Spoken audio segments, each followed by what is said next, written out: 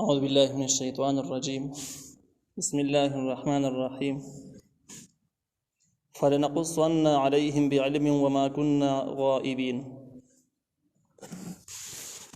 سورة الاعراف 7 نمبر آیت.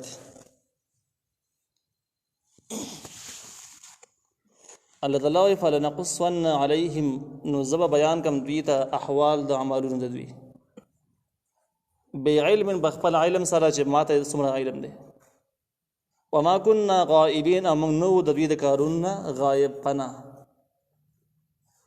د قیامت احوال ذکر برنا د قیامت احوال ذکر کېدل روانو. یو حالت دا و چې کړه د خلکو باندې قیامت راشي الله تعالی دوی هلاک مړي او بیا د دنیا ورانه شو قیامت راشي. اولنۍ خبره بدایي چې الله تعالی د خپل پیغمبرانو نه تاسو کې چې تاسو د خلکو ته تری وي د پیغمبري دعوت د پاره د خلکو تاسو له جواب درکړو څومره عمل تاسو په خبرو باندې کړو څومره تاسو خبر اورېدلې و بیا با او دغه اول به د امتیانو نه تاسو شي بیا به د پیغمبرانو نه تاسو شي چونکه الله تعالی د مخکې نه علم دی هر څه معلوم دی هر څه لیکل شوی دی خدا تاسو به د لپاره کېږي چې کافرانو زیات ملامت شي او زیات هغه ورټل شي. الله تعالی وایي چې فلنقصن عليهم بعلم دغه اقرارونو گواهانو نورسته موږ بیان کو دوی ته احوال د عمل د دوی یعنی دوی د عملونو احوال موږ ته صحیح معلوم دي ځکه چې وما كنا غائبين موږ نو نه خبره یعنی غایب د دوی د عملونو نه دوی چې کوم کارونه کړی دي په کوم ځایونو کې کړی الله موږ ته غیب نو پناه نه موږ لیدو موږ ته علم وو د مخکې نو دې ځکه نه پورې د احوال دغه د قیامت یو حالت ذکر شو. دا دویم حالت وو نن دریم حالت ذکر کیږي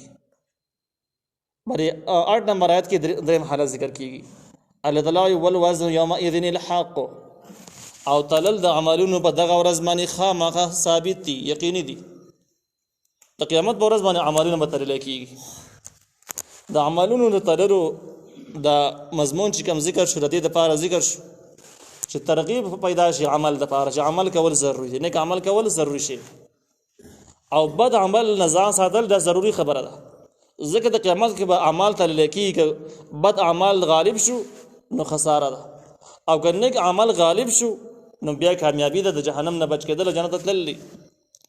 نو نیک اعمال د شوق پیدا کول لپاره د قیامت د اعمالو تللو باس راغی. قیامت کی اعمال تلل د اهل سنت والجماعت اجماعي عقیده ده. نو قرآن ډیر آیاتونو نه ثابت دي چې اعمال به تلل کیږي او ډیر زیات روایت هم بدی کې شته چې اعمال به تلل کیږي. د اهل سنت والجماعت په دې باندې اتفاق دی. باطل فرقو کې خوارج او معتزله منکرین حدیث هغه په دې عقیده باندې چې عمل نه تلل کیږي هغه د دې آیات بل شان معنی کوي. هغه د څه وایي چې د اعمال تللو معنی دا چې قیامت پر ورځ باندې به د عدالت فیصله کیږي او د هغه خپل معنی کوي او د عملونو تلل وایي نشته وایي دا غوي اعتراض ده چې اعمال هغه شی تلل کیږي چې کوم جسم لري سړی په لاس کې راواله تل کې واچ جسم ورپوري هغه وتلل چې کوم شی جسم نه لري نو دی وایي هغه تلل ممکن نه دی. لکه مثال به تور هوا د هوا تر انوي نشي تل کې چورې وایي نشي نو چې دا کې نشه چولې نو څنګه به وي تلی دا دوی خبره شو دا واشوره. من وایو الله تعالی قادر مطلق ذات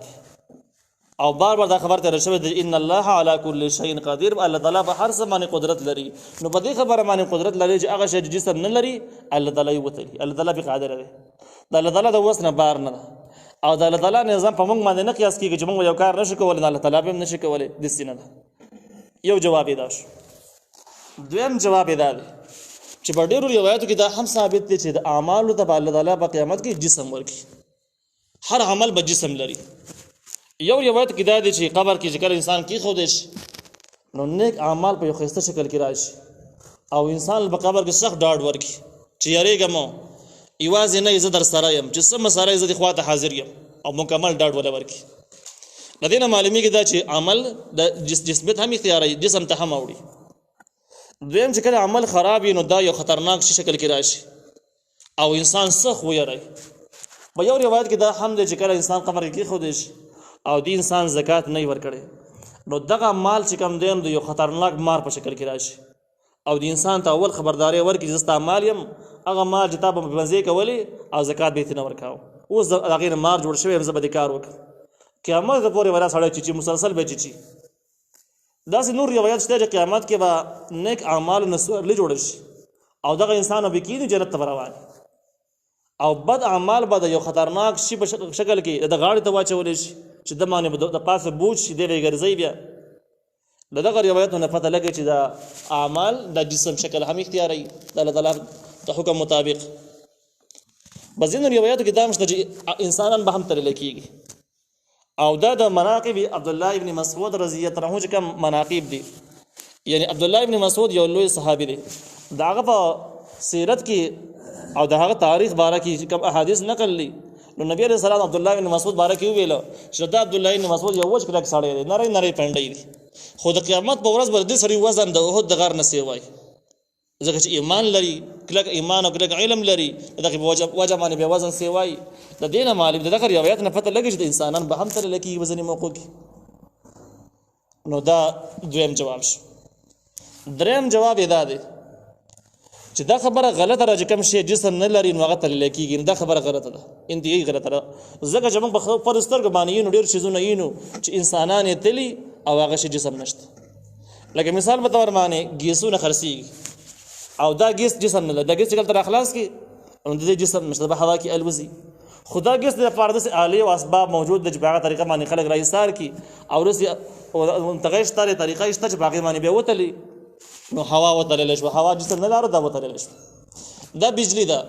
نو دا بجلی چې کم دی کې کم کرنټ دی مزې نه کم کرنټ چې پکې دی کرنټ ته بجلی وایي هغه کرنټ تللی کېږي چې یاره بجلی و 100 ده 100 ده که 150 ده دغه شان ده کې هغه اندازې لګي چې دومره مقدار باندې ده کوم سړی چې څونه بجلی خرڅ کړي دا کرنټ خرڅ کړی نو هلته میټر لګېدلی هغې بس یونټ اړولې چې دې دومره بجلی خرڅ کړله نو ګوره دغه کرنټ هم ناب شو سړي ته ناب شو چې دومره کرنټ تا خرڅ کړی دی او دغه کرنټ نه په سترګو باندې ښکاري نه جسم شته صرف مخصوصیږي چې یاره بس پیدا ته اخیستلی کېږي یا د انسان تبه شوله تبه د انسان کوم جسماني ګرمایش دغه ګرمایش په سترګو باندې ښکارېږي نه جسم نه لري په ترمامیټر باندې خلک چیک کړي چې دومره تبه ده د دې آلاتو نه د دې ماډرن آلاتو نه پته لګي چې هغه شیزونه هم انسانانو وتړل چې کوم جسم نه لارو نو چې انسانان یو کار کولی شي تاسو څه فکر لرئ چې الله تعالی به یې نشي کولی الله تعالی یې خامخا کولی شي د هغې نه په کامله طریقه باندې کولی شي نو دا مسله ثابته شوه چې اعمالو تلل په قیامت کې دا ثابت دی یقیني دي کم خلک چې منکر دي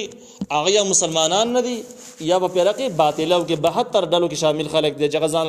بلاري گمراه خلک دي الله تعالی وی فاولئک هم المفلحون یقینا دغه کسان کامیاب دي فمن ثقلت نو دغه چې درنه شو موازینه تل د اعمالو فاولئک دغه کسان هم المفلحون هم دا کامیاب دي دا تل بسنګ حقیقت څنګه دی دومره مفسرین لیکلي دي چې دا د ستل ده چې لاسونه هم لري او دا د ستبره جبه هم لري خبري هم کوي خدا د دا نور کیفیت دا الله تعالی په علم کې د جسم حقیقت لري پوره حقیقت څنګه دی نو دا غي سره زموږ څه کار شته موږ دومره معلومه ده چې الله تعالی اعمال تلی او تل لکېږي بس بکم حدا پورې چې قران او حدیث باغې باندې باس کړي هغه حدا پورې کولې شو کوم حدا پورې چې نه ده کړه مخکې مزید باس به کې نشو کولای نو الله تعالی وایي چې چا د اعمال تل درنش فاولئک هم المفلحون دا کسان کامیاب دي تفسیر عثماني لیکلي دي چې انسان کوم کې عمل کوي نو هغه ټیم کې وسره ټول هم لیکل کېږي په هغه ټیم کې وسره لیکل کېږي چې دې بدونه وزني په دې وجه باندې یو سړی باندې کې عمل وکي ابر یا کار نه هغه عمل به ډېر درون ولیکل شي او دغه عمل بل سړی وکړای په دغه موقع باندې هم دغه یو منځ د یو زکات په یو بل څه وي نه عمل وي هغه بر یا کاری او دغه ټیم کې به دغه عمل به ولیکل شي خو هغه وزن به بيخي نه د شامل به نو چې کله عمل کیږي نو دغه عمل په ټیم کې د دې وزن هم لیکل کیږي چې دا دومره وزن دی دومره وزن نه دی دې ځکه یو خبره اهم او ضروري ده ځینو روایتو کې دا دی چې کلمه طیبه دا دومره وزن لري چې د ټول ګناهونو یو طرف ته یو کلمه طیبه بل طرف ته نو دا کلمه طیبه په دې باندې بدرنه شي او دا انسان د انسان نیکو طرفه د درنه شي کته بلاړ شي او د ځینو روایتو کې دا دی چې نه نو دغه روایت نه ظاهري د ښکاریږي چې انسان کلمه ویلي نو بس کلمه پوره ده او دا به درنېږي او دا به ځای ته رسي. خلک ډېر خلک د دې آیات د دې حدیث دغه تشریح کوي او په غلطو ځایونو کې غلط فضایل بیانوي. کم فضیلت چې دی هغه مناسب نه بیانوي بل شانتې بیانوي. نو هغوی داسې وایي چې بس چا ټول عمر کلمه طیبه یو پیر ویلې ده او دا ټول ګناهونه راجمع شو چاپړې کې واچولی شو، د کلمه طیبه بل چاپړې کې واچولی شي، نو د کلمې والا چاپړې به دروند شي. خلکو خیال دا چې عمل ته ضرورت نشته، بس کلمه یو پیر ووایه او دې دومره وزن پیدا کړی د ټولو ګناهونو باندې زوروره کېږي. لہذا بیا هغې نه بعد چې څه کښېنوم کوئ، نو خلکو په عقیده کې په ذهن کې ارجاع والا عقیده جوړېږي. ارجاع د مرجعو چې کوم عقیده ده چې عمل ته ضرورت نشته کلمه کافي ده، هغه عقیدې ته یو شک او شبهه جوړېږي. خلک په دونه بیا ځان هم نه پوهېږي چې څه مطلب دی. او په ډېرو روایاتو کې دا دی چې د مسلمان اعمال به وتللی شي، کافرانو اعمال نه تللی کېږي، د مسلمانانو هغه تللی کېږي. نو چې کله وتللی شي نو که نیکیانې ډېرې وي نو بیا به دی کامیاب شو، که ګناهونه ډېرو ناکام شو. او په روایاتو کې دا هم دی چې کله د تلې ته دا نیک اعمال غورځولی کېږي، اول نمبر چې کوم عمل راوړی شي ورواچولی چې دا به داسې عمل وي چې دا سړی به خپلو ښځو بچو باندې کوم خلک چې د ماتحت دي هغې باندې به په اخلاص باندې خرچه کړي او د هغې ماتحت خلکو ضروريات به پوره کړي، دنیاوي او شرعي ضروريات به پوره کړي.